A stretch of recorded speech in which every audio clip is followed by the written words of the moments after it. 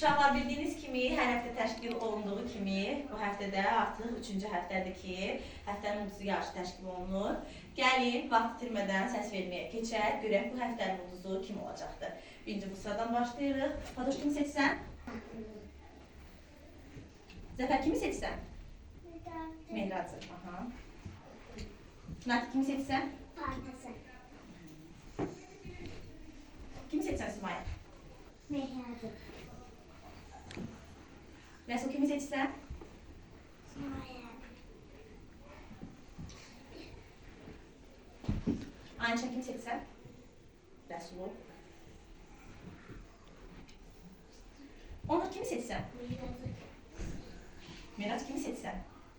Adəmi. Adəm, kimi seçsən? Mehracı. Deyəsən Mirac qalib gələcək. Yağmur, kimi seçsən? Mehracı. Kamil, kimi? Uğuru. Uğuru. Hüseyin, kimi seçsən? İsanı. İsa, kimi seçsən? Hüseyini. Uğur, kimi seçsən? Uğuru. Mehracı. Deməli, görək. 6 səs çoxluğu ilə Mehrac bu həftənin ulduzudur. Ona alqışlarınızla.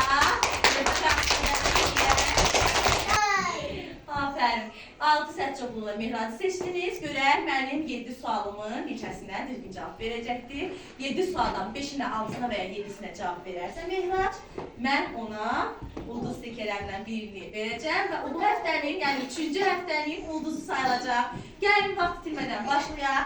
Mehrac, vətənimiz haradır? Azərbaycan. Düzdür, aferin. Alqışlı uşaqlar. Birinci sualına düzgün cavab verdi. İndi ikinci sualımıza keçək.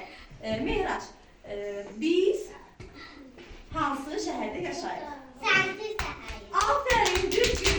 İkinci sualımıza da düzgün cavab verdi Mehrac. Daha sonra üçüncü sualımıza keçək. Gördüyün nədir? Hərfə. Aferin Mehrac. Mavi olan yer nədir? Nə dənizidir?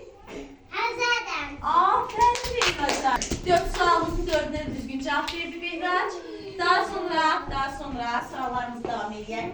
Mehrac, bu figurlardan hansı, bu həllət figurlardan hansı pahlava formasındadır? Yox. Aferin Mehrac'a, düzdür. Bu sualımız ise belədir.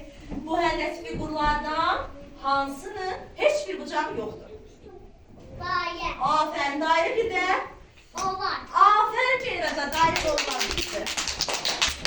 7. sualımıza geçək. Mehraç, bugün kimin ad günüdür? Mənim. Aferin Mehraç'a, 7. sualımız.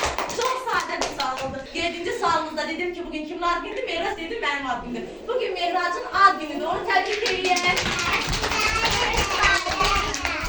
Ve oğlan olsun, xoşbəxt balalardan olsun. Siz bugün onun ad gününə bilirəm ki, ona bir jest eləyərək onu seçdiniz, həftənin ulduzu onu etdiniz. Və məndən ulduz stikerini alır Mehracım. 3-cü həftənin, bu həftənin həm ulduzu Mehracdır, həm də bu həftə o dünyaya gəlibdir, o anadan olubdur. O bu həftənin ulduzudur və bugünün də ulduzu sayılır. Alqışlayaq Mehracımızı.